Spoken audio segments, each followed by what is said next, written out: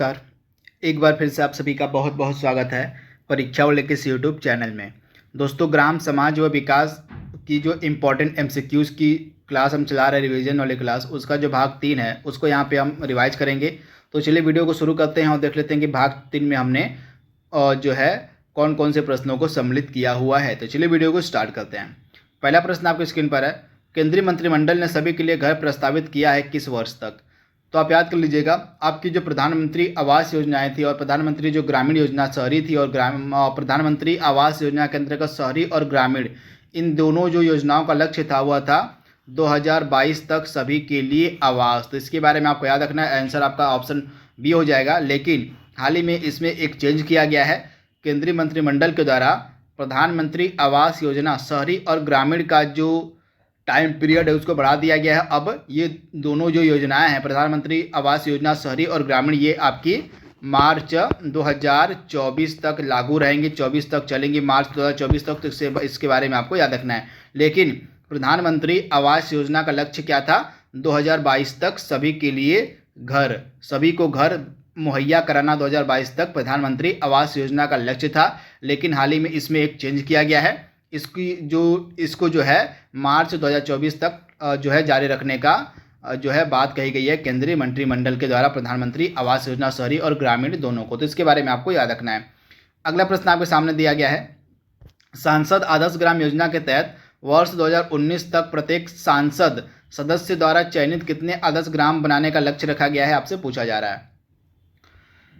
तो सांसद आदर्श ग्राम योजना के तहत प्रत्येक सांसद सदस्यों को वर्ष 2019 तक 3 गांवों का संपूर्ण विकास करना था, 3 गांवों को गोद लेना था और इन 3 गांवों का संपूर्ण विकास करना था 2019 तक प्रत्येक सांसद सदस्यों को। किसके अंतर्गत? तो सांसद आदर्श ग्राम योजना के अंतर्गत। तो ऑप्शन आपका सी यहाँ पे बिल्कुल सही है। वहीं इसके बाद यानी कि 2019 के बाद 5 और गांवों का प्रतिवर्ष चयन करना था और उनके विकास का जो कार्य है 2024 तक पूरा करना है। ये भी लक्ष्य आपको याद रखना है, सांसद आदर्श ग्राम योजना का है। वहीं अगर हम सांसद आदर्श ग्राम योजना की बात करें तो इसको शुरू किया गया था 11 अक्टूबर 2014 को। 11 अक्टूबर 2014 को जो है सांसद आदर्श ग्राम योजना को शुरू किया गया था लोकनायक जयप्रकाश नारायण की जयंती के अवसर पर। तो इसके बारे में आपको याद रखना है, लोकनायक जयप्रकाश नारायण की जयंती के अवसर पर 11 अक्टूबर 2014 को आपकी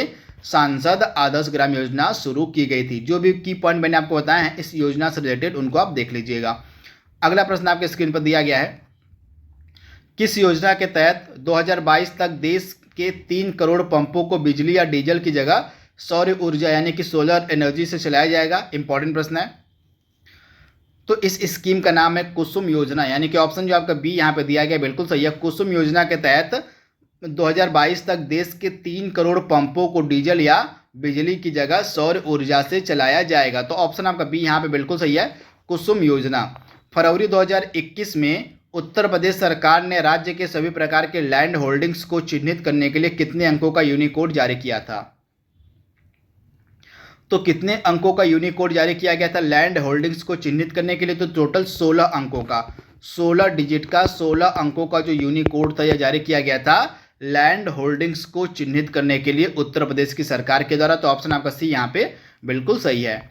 यहाँ पे आंसर भी साथ में लिखा हुआ है, हाईलाइट किया हुआ है, इसको आप देख लीजिए। अगला प्रश्न है, ग्रामीण विकास मंत्रालय ने मनरेगा योजना के तहत जंगली क्षेत्रों में रहने वाले अनुसूचित जनजाति के परिवारों को कितने दिनों का अतिरिक्त रोजगार उपलब्ध कराने का निर्णय लिया है? तो सबसे पहली चीज आप याद रखिएगा, मनरेगा स्कीम का जो क्रियान्वयन है वो करता है ग्रामीण विकास मंत्रालय।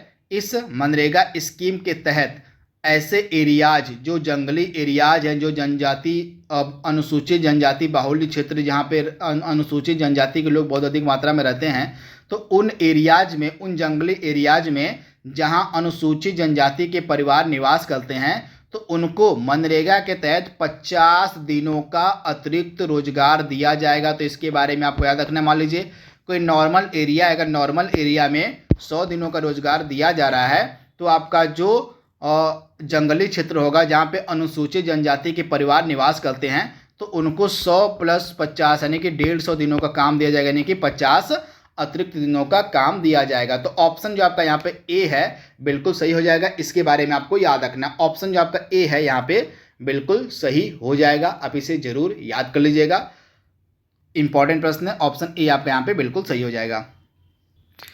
अगला प्रश्न आपके सामने है, मेक इन इंडिया का लोगो यहाँ पे आपसे पूछा गया है, क्या होता है मेक इन इंडिया का लोगो।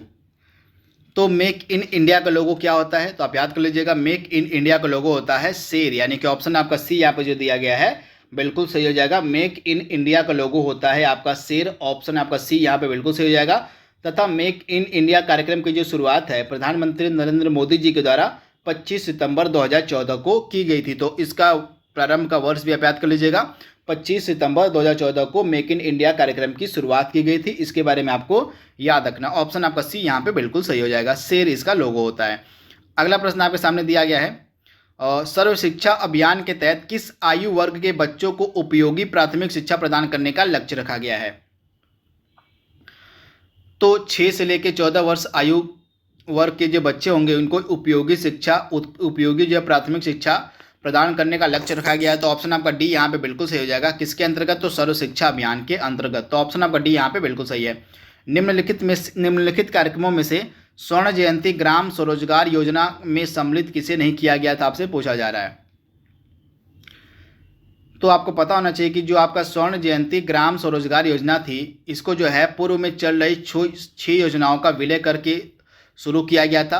तो इन 6 योजनाओं में आपका JRY सम्मिलित नहीं था, यानी कि ऑप्शन आपका डी यहाँ पे बिल्कुल सही हो जाएगा। ये बाकी के तीनों योजनाएं आपकी सम्मिलित थी। तो इनके बारे में बात कर लेते हैं। तो यहाँ पे हम बात करेंगे स्वर्ण जयंती ग्राम स्वरोजगार योजना की। इसकी जो शुरुआत है 1 अप्रैल 1999 में पूर्व में चल रही 6 योजनाओं का विलय करके किया गया था। ये 6 योजनाएं कौन कौन सी थी, एकीकृत ग्रामीण विकास योजना, ट्राइसेम हो गया, ड्वाक्रा यानी कि ग्रामीण महिला एवं बाल विकास योजना हो गई, 10 लाख कूप योजना हो गई, उन्नत टूल किट योजना हो गई, और इसके बाद गंगा कल्याण योजना हो गई।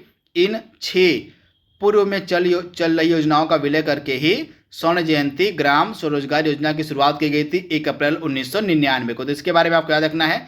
आगे चलकर इस स्वर्ण जयंती ग्राम स्वरोजगार योजना का पुनर्गठन किया गया और इसका पुनर्गठन कर वर्ष 2011 में जून 2011 में राष्ट्रीय ग्रामीण आजीविका मिशन की शुरुआत की गई। तो ये फैक्ट अभी आपको याद रखना है। इसका आप चाहे तो स्क्रीनशॉट ले सकते हैं। अगला प्रश्न आपके सामने है, किस अनुभाग के अंतर्गत राजस्व वसूली से संबंधित कार्य किया जाता है, आपसे पूछा जा रहा है। किस अनुभाग के अंतर्गत राजस्व वसूली से संबंधित कार्य किया जाता है, फटाक से इसका जवाब देने की कोशिश कीजिए आप। तो राजस्व वसूली से संबंधित जो कार्य है कौन सा विभाग आपका करता है, बहुत ही ज़्यादा महत्वपूर्ण प्रश्न है, बहुत बार एग्जाम में यह प्रश्न पूछा गया है। तो फटाक से इसका जवाब दीजिए आप। तो राजस्व वसूली का कार्य कौन सा अनुभाग करता है, तो आप याद कर लीजिएगा, राजस्व वसूली का कार्य करता है आपका राजस्व अनुभाग 7, यानी कि ऑप्शन जो आपका डी यहाँ पे बिल्कुल सही हो जाएगा 7। इसके बारे में आपको याद रखना है। यहाँ पे राजस्व जरीब की आपसे लंबाई पूछी गई है कि राजस्व जरीब की लंबाई कितनी है, इंपॉर्टेंट प्रश्न है। तो राजस्व जरीब की लंबाई आपकी हो जाएगी 33 फीट, यानी कि ऑप्शन आपका जो बी यहाँ पे दिया गया है 33 फीट होती है आपकी राजस्व जरीब की लंबाई। इसके बारे में आपको याद रखना है। ऑप्शन आपका जो यहाँ पे बी दिया गया है बिल्कुल सही हो जाएगा। राजस्व जरीब जो है 33 फीट लंबी होती हैं। तो इसके बारे में आपको याद रखना है। ऑप्शन जो आपका यहाँ पे दिया गया है ए है, बिल्कुल सही हो जाएगा। चलिए बताइए कि जो गंटल जरीब होती है इसकी लंबाई कितनी होती है। गंटल जरीब की लंबाई आपको बताना है कमेंट बॉक्स में। अगला प्रश्न आपके स्क्रीन पर दिया गया है, खसरा में कुल कितने खाने होते हैं, आपसे पूछा जा रहा है। तो खसरा में कुल कितने खाने होते हैं आपके, तो खसरा में कुल आपका होता है वर्तमान में 46 खाने हो गए हैं। पहले इसमें 22 खाने हुआ करते थे, लेकिन इसमें लेटेस्ट में अपडेट किया गया है। अब जो भी खसरा होगा वह कंप्यूटराइज्ड बनाया जाएगा। तो उत्तर प्रदेश में अब ऑनलाइन भूले खसरा में होंगे 46 खाने। तो ये अपडेट आपको याद रखना है। 46 कॉलम आपके होंगे। खतौनी में कितने खाने होते हैं, फटाक से इसका जवाब दीजिए आप।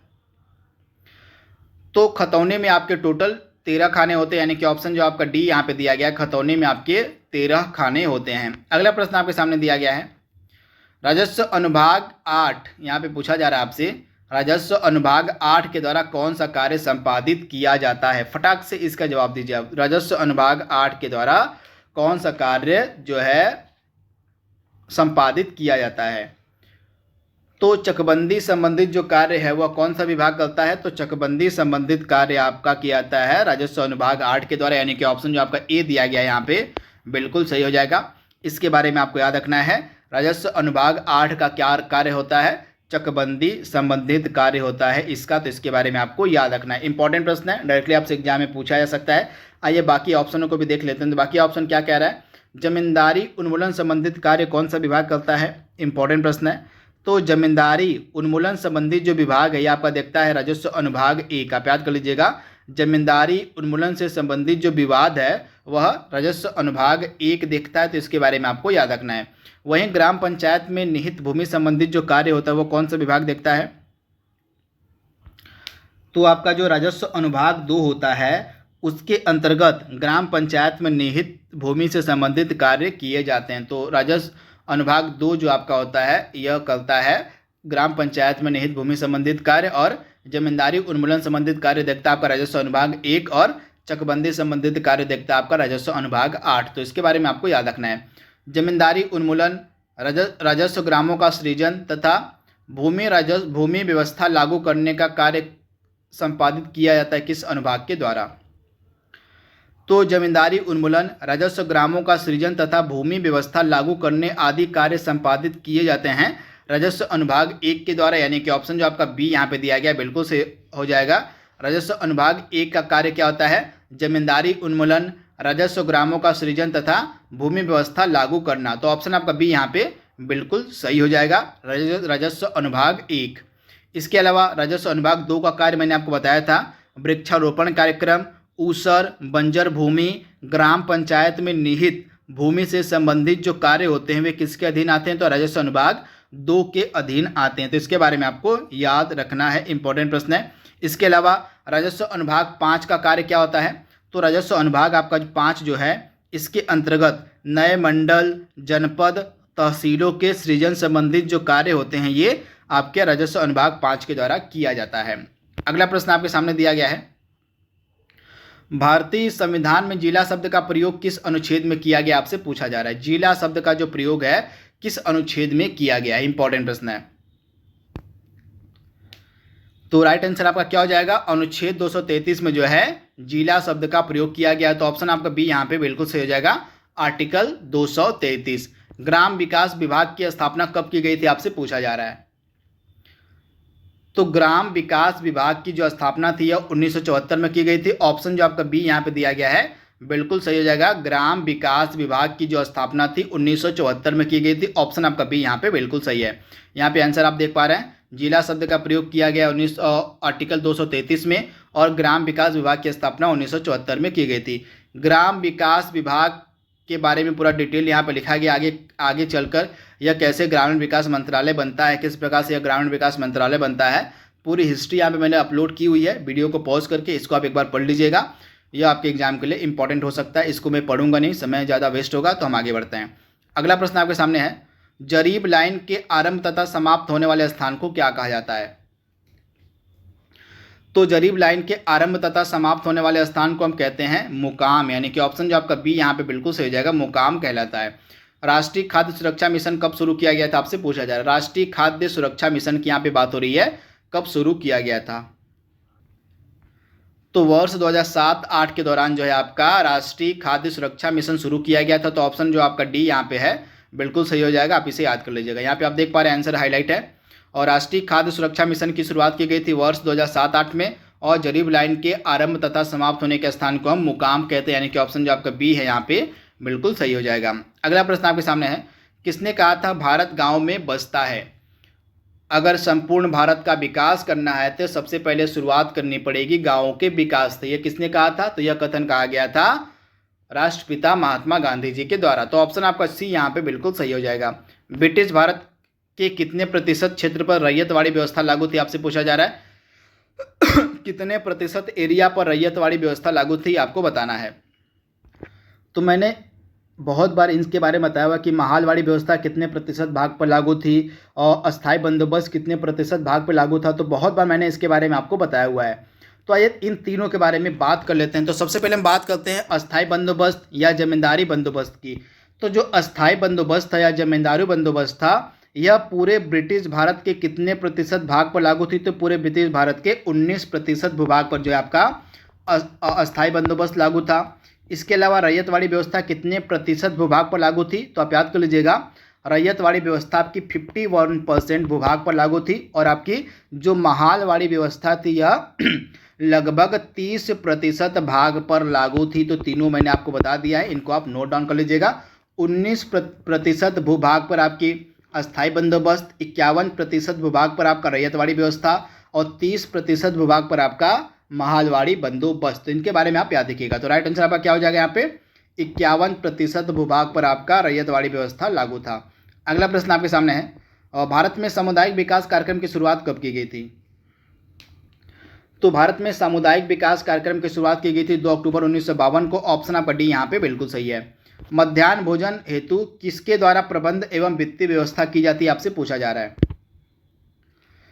तो मध्याह्न भोजन हेतु किसके द्वारा प्रबंध एवं वित्तीय व्यवस्था की जाती है? तो आपका मानव संसाधन विकास मंत्रालय के द्वारा, जो आपका वर्तमान में शिक्षा मंत्रालय हो गया, इसी के द्वारा जो है मध्याह्न भोजन हेतु प्रबंध एवं वित्तीय व्यवस्था की जाती है। तो इसके बारे में आपको याद रखना है। तथा आपका जो मिड डे मील कार्यक्रम है, अब इसका नाम बदलकर क्या कर दिया गया है? पीएम पोषण मिशन कर दिया गया अब इसका नाम। तो इसके बारे में आपको याद रखना है।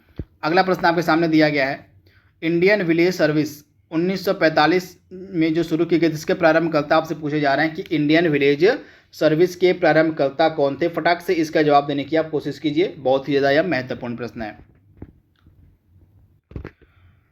तो इंडियन विलेज सर्विस 1945 में किसके द्वारा शुरू की गई थी? तो आप याद कर लीजिएगा, WH वीसर के द्वारा। ऑप्शन आपका यहाँ पे जो दिया गया है सी वाला बिल्कुल सही हो जाएगा, WH वीसर के द्वारा। तो ऑप्शन आपका सी यहाँ पे बिल्कुल सही है।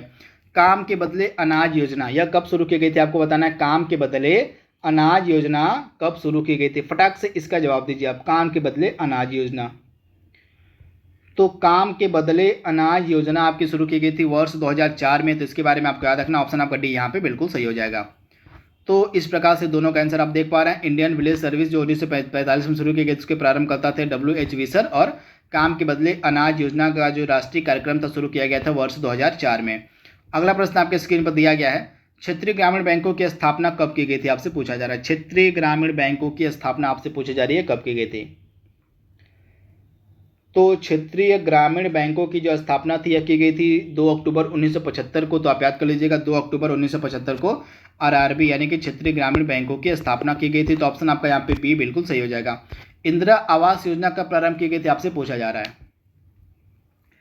तो 1985 में इंदिरा आवास योजना प्रारंभ की गई थी। ऑप्शन आपका बी यहाँ पे बिल्कुल सही है। चलिए बताइए कि किस वर्ष में इस योजना का नाम बदलकर PM आवास योजना, प्रधानमंत्री आवास योजना कर दिया गया था? इसका जवाब आपको कमेंट बॉक्स में देना है। तो यहाँ पे आप देख पा रहे हैं 1985 में आपकी इंदिरा आवास योजना प्रारंभ की गई थी। अगला प्रश्न आपके सामने है, एक व्यक्ति के लिए पंचायत का सदस्य बनने की न्यूनतम आयु सीमा कितनी रखी गई है? तो पंचायत का अगर आपको सदस्य बनना है तो आपकी न्यूनतम आयु सीमा होनी चाहिए 21 वर्ष, यानी कि ऑप्शन आपका ए यहाँ पे बिल्कुल सही हो जाएगा, 21 वर्ष। ग्रामीण क्षेत्र का अर्थ क्या होता है? आपसे पूछा जा रहा है। तो ग्रामीण क्षेत्र का अर्थ क्या होता है? जिसकी आबादी 5000 से कम हो, जिसका जनघनत्व 400 व्यक्ति प्रति वर्ग से कम हो, और जिसके कामकाजी पुरुषों की संख्या का 25% खेती के काम में लगा हो, ये सभी ग्रामीण क्षेत्र के अंतर्गत आते हैं। तो ऑप्शन आपका जो डी है यहाँ पे बिल्कुल सही है। ग्रामीण क्षेत्र की परिभाषा में इन तीनों को सम्मिलित किया गया, तो इसको आप याद कर लीजिएगा। ऑप्शन आपका डी यहाँ पे बिल्कुल सही हो जाएगा। तो यहाँ पे आप देख पा रहे हैं उपर्युक्त सभी आपका राइट आंसर है। ग्रामीण क्षेत्र के अंतर्गत जिसकी आबादी 5000 से कम हो, जिसका जनघनत्व 400 व्यक्ति प्रति वर्ग से कम, और जिसके कामकाजी पुरुषों की संख्या का 25% खेती के काम में लगे हों, ये आपके ग्रामीण क्षेत्र के अंतर्गत आते हैं। अगला प्रश्न आपके सामने है, महाजनी प्रथा का सर्वप्रथम उल्लेख निम्नलिखित में से किस प्राचीन ग्रंथ में हुआ है? तो महाजनी प्रथा का जो सर्वप्रथम उल्लेख है आपको मिलेगा शतपथ ब्राह्मण में, यानी कि ऑप्शन आपका ए यहाँ पे बिल्कुल सही है, शतपथ ब्राह्मण में। सिंचाई में जल प्रयोग की कुशल मितव्ययिता के अनुसार कौन सी प्रणाली श्रेयस्कर है, यानी कि सबसे सर्वोत्तम प्रणाली कौन सी है सिंचाई के लिए? आपसे पूछा जा रहा है, जिसमें कम जल का नुकसान हो। तो ड्रिप इरिगेशन सिस्टम, ड्रिप सिंचाई जो पद्धति है यह सिंचाई की सबसे कुशल पद्धति मानी जाती है, क्योंकि इसमें जल का जो नुकसान है वह बहुत ही कम होता है, यानी कि ऑप्शन आपका यहाँ पे बी बिल्कुल सही हो जाएगा, ड्रिप इरिगेशन। आप इसे याद कर लीजिएगा, ड्रिप पद्धति। अगला प्रश्न आपके सामने है, और किसान क्रेडिट कार्ड योजना कब शुरू की गई थी? तो 1998-99 के दौरान आपकी किसान क्रेडिट कार्ड योजना शुरू की गई थी। ऑप्शन आपका डी यहाँ पे बिल्कुल सही है। किसान बही योजना आपकी कब शुरू की गई थी, आपसे पूछा जा रहा है, फटाक से इसका जवाब दीजिए आप। किसान बही योजना कब शुरू की गई? तो आपकी किसान बही योजना 1992 में शुरू की गई थी। ऑप्शन आपका बी यहाँ पे बिल्कुल सही है। वर्ष 1992 में आपकी किसान बही योजना उत्तर प्रदेश में लागू की गई थी, तो इसके बारे में आपको याद रखना है। ऑप्शन आपका बी यहाँ पे बिल्कुल सही है। उत्तर प्रदेश में किसान बही योजना 1992 में लागू की गई थी। अगला प्रश्न आपके सामने देख रहे हैं, दोनों का आंसर यहाँ पे लिखा हुआ है। 1998-99 के दौरान किसान क्रेडिट कार्ड योजना शुरू की गई और उत्तर प्रदेश में किसान बही योजना लागू की गई 1992 में। अगला प्रश्न आपके सामने है, और भारत को कितने कृषि जलवायु क्षेत्रों यानी कि एग्रो क्लाइमेटिक जोन में बांटा गया है? तो भारत को टोटल 15 एग्रो क्लाइमेटिक जोन में बांटा गया, यानी कि ऑप्शन आपका सी यहाँ पे बिल्कुल सही है, टोटल 15। उत्तर प्रदेश में मनरेगा कब प्रारंभ हुआ था, आपसे पूछा जा रहा है। तो आई होप इसका आंसर सभी दे देंगे। 2006 में जो है मनरेगा प्रारंभ हुआ था उत्तर प्रदेश में। ऑप्शन आपका जो बी है यहाँ पे बिल्कुल सही हो जाएगा। मनरेगा के बारे में मैंने पूरी डिटेल कल जो योजनाओं की वीडियो मैंने अपलोड की थी उसमें पूरा डिटेल एकदम मेंशन लेटेस्ट अपडेट के साथ मैंने बताया था, तो कल की योजनाओं का वीडियो आप देख लीजिएगा, उसमें मनरेगा से रिलेटेड आपको संपूर्ण जानकारी मिल जाएगी। तो यहाँ पे आप देख पा रहे हैं वर्ष 2006 में उत्तर प्रदेश में मनरेगा प्रारंभ किया गया था, तो ऑप्शन आपका बी यहाँ पे बिल्कुल सही हो जाएगा। अगला प्रश्न आपके सामने है, राष्ट्रीय किसान आयोग 2004 के प्रथम अध्यक्ष आपसे पूछे जा रहे हैं, कौन है? तो राष्ट्रीय किसान आयोग जो 2004 बना था, इसके प्रथम अध्यक्ष थे एम.एस. स्वामीनाथन, यानी कि ऑप्शन आपका सी यहाँ पे बिल्कुल सही है, एम.एस. स्वामीनाथन। सामूहिक कृषि की शुरुआत सर्वप्रथम किस देश में हुई थी, आपसे पूछा जा रहा है। तो सामूहिक कृषि की जो शुरुआत है सर्वप्रथम हुई थी यूएसएसआर में, वर्तमान का रसिया हो जाएगा या राइट आंसर आपका। तो ऑप्शन आपका सी यहाँ पे बिल्कुल सही हो जाएगा। तो यहाँ पे आप देख पा रहे हैं राष्ट्रीय किसान आयोग के प्रथम अध्यक्ष थे आपके एम.एस. स्वामीनाथन, और सामूहिक कृषि की शुरुआत सर्वप्रथम हुई थी यूएसएसआर में। अगला प्रश्न आपके सामने है, ऑपरेशन वर्ग किससे संबंधित आपसे पूछा जा रहा है। तो ऑपरेशन वर्ग आपका बटाईदारों के संरक्षण से संबंधित, यानी कि ऑप्शन है जो आपका बी यहाँ पे बिल्कुल सही हो जाएगा, बटाईदारों के संरक्षण से संबंधित आपका ऑपरेशन वर्ग। किस पंचवर्षीय योजना में कृषि सेवा केंद्र योजना प्रारंभ हुई थी, आपसे पूछा जा रहा है। कौन सी पंचवर्षीय योजना में कृषि सेवा क्षेत्र योजना प्रारंभ की गई थी, आपको बताना है। तो चौथी जो आपका 4th 5 ईयर प्लान था, इसी के अंतर्गत जो है आपका कृषि सेवा क्षेत्र योजना प्रारंभ की गई थी, तो ऑप्शन आपका बी यहाँ पे बिल्कुल सही हो जाएगा, चौथी पंचवर्षीय योजना। अगला प्रश्न आपके सामने दिया गया है, भारतीय संविधान का प्रथम संशोधन अधिनियम किससे संबंधित है। तो भारतीय संविधान का प्रथम संशोधन अधिनियम किससे संबंधित है, फटाक से इसका जवाब दीजिए आप। बहुत ही ज़्यादा महत्वपूर्ण प्रश्न है, डायरेक्टली आपसे एग्जाम में यह प्रश्न पूछा जा सकता है।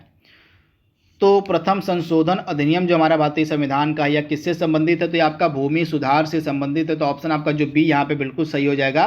प्रथम जो हमारा संविधान संशोधन किया गया था, जो अधिनियम था वह भूमि सुधार से रिलेटेड है, तथा जो हमारा प्रथम संविधान संशोधन अधिनियम था यह कब हुआ था, 1951 में हुआ था, तथा इसी प्रथम संविधान संशोधन अधिनियम 1951 के तहत ही 9वीं अनुसूची 9th शेड्यूल जो है हमारे संविधान में ऐड किया गया था, जोड़ा गया था, तो इसके बारे में आपको याद रखना है, इंपॉर्टेंट है। सर्वप्रथम कलेक्टर पद का सृजन किसने किया था, आपसे पूछा जा रहा है।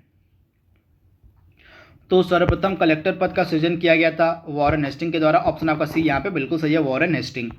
तो यहाँ पे देख पा रहे हैं दोनों का आंसर आपके सामने लिखा हुआ है। अगला प्रश्न आपके सामने है, भारत में जिला प्रशासन पुस्तक किसने लिखी है। तो भारत में जिला प्रशासन पुस्तक ए.के. गोयल के द्वारा लिखी गई। ऑप्शन आपका ए यहाँ पे बिल्कुल सही है, ए.के. गोयल के द्वारा भारत में जिला प्रशासन नामक जो पुस्तक है, जो किताब है, उसको लिखा गया है। तो ऑप्शन जो आपका यहाँ पे दिया गया है सामने आपके, ए वाला बिल्कुल सही हो जाएगा, ए.के. गोयल। तो आप इसे याद कर लीजिएगा। 10,000 वर्ग मीटर कितने के बराबर होता है, आपसे पूछा जाए। 10,000 वर्ग मीटर इंपॉर्टेंट प्रश्न है, डायरेक्टली आपसे एग्जाम में पूछा जा सकता है। तो 10,000 वर्ग मीटर आपका बराबर होता है 1 हेक्टेयर के, यानी कि ऑप्शन जो आपका बी यहाँ पे दिया गया है, 1 हेक्टेयर बिल्कुल सही हो जाएगा। 1 हेक्टेयर में आपका 2.47 एकड़ होता है। 1 हेक्टेयर में आपका 3.95 बीघा होता है। 1 हेक्टेयर में आपका 11,960 यार्ड होता है, और 1 हेक्टेयर में आपका 10,000 स्क्वायर मीटर यानी कि 10,000 वर्ग मीटर होता है। तो इनके बारे में आप याद कर लीजिएगा। ऑप्शन आपका बी यहाँ पे बिल्कुल सही है। अगला प्रश्न आपके सामने दिया गया है, भारतीय संविधान के द्वारा भूमि सुधार संबंधित कानून बनाने की शक्ति किसके पास है। तो भूमि सुधार संबंधित कानून बनाने की शक्ति किसके पास है, फटाक से इसका जवाब दीजिए आप। तो राज्य सरकारों के पास, यानी कि ऑप्शन जो आपका बी यहाँ पे दिया गया है बिल्कुल सही हो जाएगा, राज्य सरकारों के पास। भूदान आंदोलन की शुरुआत कब हुई थी, आपसे पूछा जा रहा है। तो 1951 में आपका भूदान आंदोलन शुरू हुआ था, ऑप्शन आपका जो ए है बिल्कुल सही हो जाएगा। तथा भूदान आंदोलन किसके द्वारा शुरू किया गया था, इसका जवाब आप हमें कमेंट बॉक्स में दीजिएगा। तथा कहाँ से शुरू किया गया था ये भी आप हमें बताइएगा। अगला प्रश्न आपके सामने है, महालवाड़ी बंदोबस्त में भूमि पर किसका स्वामित्व होता था, आपसे पूछा जाएगा। जो महालवाड़ी बंदोबस्त था इसमें भूमि पर किसका स्वामित्व होता था, किसका अधिकार होता था, आपको बताना है। इंपॉर्टेंट प्रश्न है। तो महालवाड़ी बंदोबस्त के अंतर्गत भूमि पर किसका स्वामित्व होता था, तो ग्राम समुदाय का होता था। तो ऑप्शन आपका क्या सही हो जाएगा, ऑप्शन आपका यहाँ पे सही हो जाएगा, ऑप्शन सी वाला जो है यहाँ पे दिया गया, ग्राम समुदाय का बिल्कुल सही हो जाएगा। महालवाड़ी बंदोबस्त के अंतर्गत जो है ग्राम समुदाय का जो है इस पर स्वामित्व होता था। तो आप इसे याद कर लीजिएगा। इंपॉर्टेंट ऑप्शन आपका सी यहाँ पे बिल्कुल सही हो जाएगा, ऑप्शन सी आप याद कर लीजिएगा।